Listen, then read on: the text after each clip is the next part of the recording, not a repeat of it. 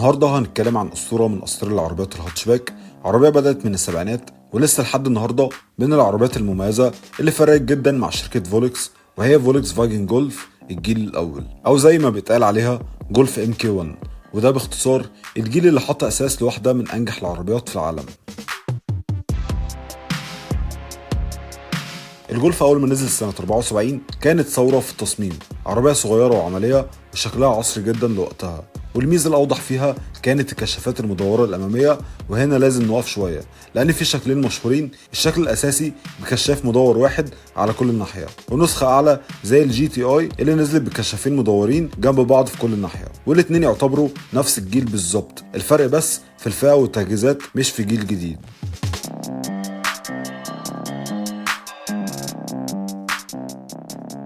جولف ام كي 1 كانت بتيجي بابعاد صغيره، وده بطول حوالي 3 متر 700 وعرض متر 600، ووزنها خفيف جدا تقريبا اقل من طن. وبالنسبه للموتور كان بيتراوح ما بين 1100 لحد 1600 سي سي في النسخ العاديه، ومع النسخ الجي تي اي نزل بموتور 1600 انجكشن بيطلع حوالي 110 هورس باور، وده كان رقم ضخم جدا في عربيه هاتشباك خفيفه زي دي. والمواصفات دي كانت مع فتيس مانوال 4 سرعات لاول اصدار منها، وخمسه للموديلات اللي بعد كده، والنسخه الاعلى كانت بتيجي بفتيس اوتوماتيك.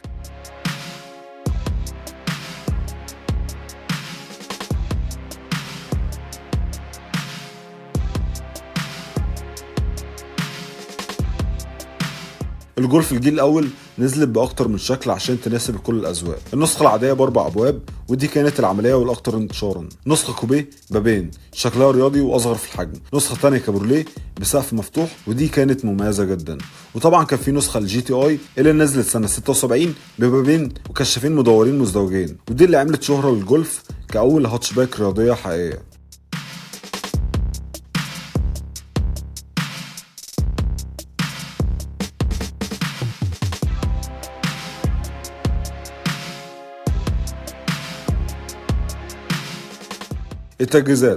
التجهيزات وقتها كانت بسيطة جدا بالمقارنة بالنهاردة، زي تكييف وكاسة وإزاز عادي، لكن النسخة الأعلى كانت بتيجي بجنوط رياضية، شبك أمامي بخط أحمر مميز، وكشافين مدورين مزدوجين بيدوا شكل هجومي أكتر.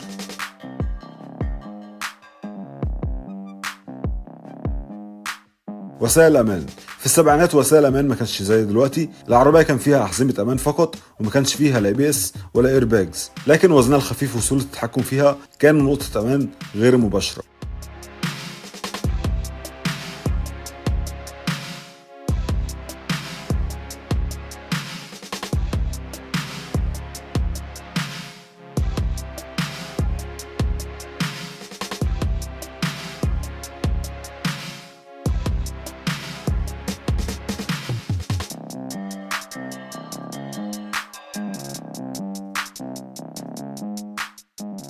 المميزات: اول ميزه الاقتصاديه، وده لان قطع غيارها رخيصه ومتوسطه في استهلاك البنزين.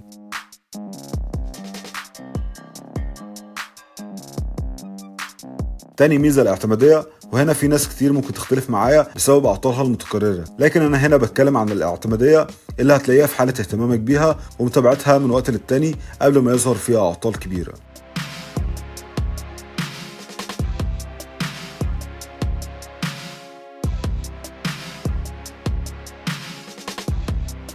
تالت ميزة ومن رأيي الأهم وهو التصميم. تصميمها ممتاز جدا وعصري، وده برغم مرور وقت كبير على إصدارها، فمع التعديل البسيط هتلاقي شكل جذاب جدا ينافس عربيات حديثة ومناسبة جدا جدا للشباب.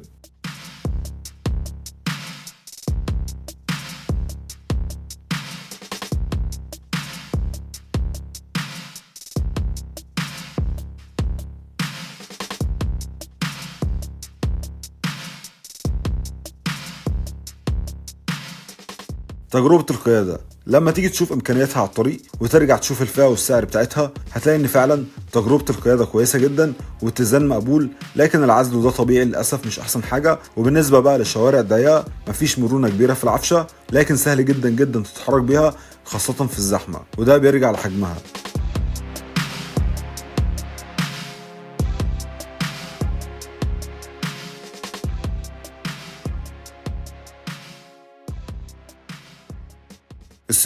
صيانتها سهلة ومش معقدة، والأفضل لو تتعامل مع صنايعي فاهم أو مختص.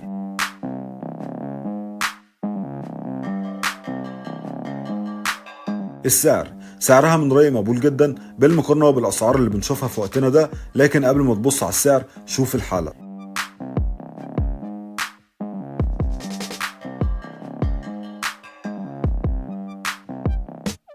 العيوب: الاعتمادية برغم ان ذكرتها لك كميزة من المميزات، لكن وبسبب موديلها القديم فبتحتاج متابعة كويسة مع صنايعي يكون فاهم فيها، غير كده هتقابل للأسف مشاكل من وقت للتاني، خاصة لو تستعملها أكتر في مشاوير ومسافات.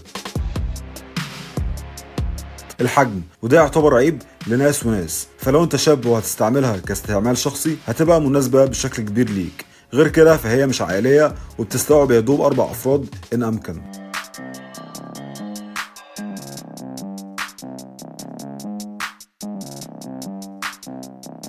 الأمان، ما فيهاش وسائل أمان تذكر غير إنها صلبة واتزانها مقبول مع حزمة الأمان.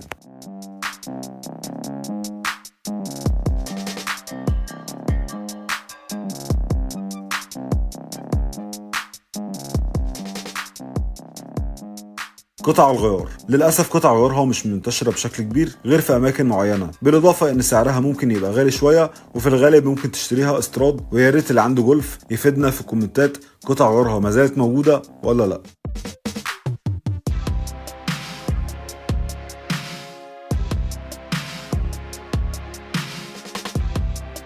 إعادة البيع، وخليني أكد لك إن الموضوع هنا نسبي وعلى حسب حالتها والسعر المعروض، ولكن بالمقارنة بعربيات تانية إعادة بيعها أقل. طيب خلاصة الفيديو الجميل ده فولكس واجن جولف الجيل الاول، تشتريها ولا لا؟ عايز اقول لك ان العربيه هتبقى الاميز والافضل لو انت شاب وعايز حاجه تميزك وفي نفس الوقت هتحافظ عليها، خاصه ان شكلها وتصميمها رائع جدا بالذات مع التعديل. اما لو عايز عربيه لكل الظروف سواء عائليه او اعتماديه فللاسف مش هتناسبك وفي الافضل منها. ده كان فيديو فولكس واجن جولف ام كي 1، ما تنساش اللايك والسبسكرايب. سلام يا وحش.